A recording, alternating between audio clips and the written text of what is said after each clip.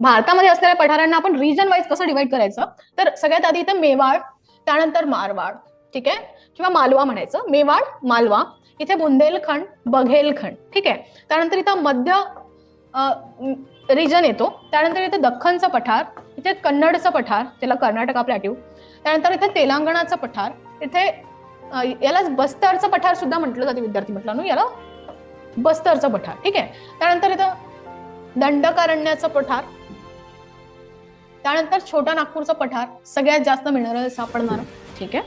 आणि या ठिकाणी इथे शिलाँग प्लॅट्यू दिलाय, बट याला मेघालयाचं पठार सुद्धा म्हटलं जाते. आणि मेघालयाच्या पठारावरच तुम्हाला 3 हिल्स गारो, खासी आणि जयंतिया असलेल्या दिसून येतात. कन्फ्यूज नाही व्हायचं की गारो, खासी, जयंतिया वेगळं आणि मेघालयाचं पठार वेगळं, नाही, त्या पठारावरच या तुम्हाला हिल्स असलेल्या दिसून येतात, ठीक आहे. बट जी आपण म्हणून जमिनी फाउंडेशन त्या रिजनची आहे, दॅट इज अ प्लॅट्यू वाली हिस्ट्री त्याला आहे. प्लॅट्यू वाल्या रिजन मध्ये असणार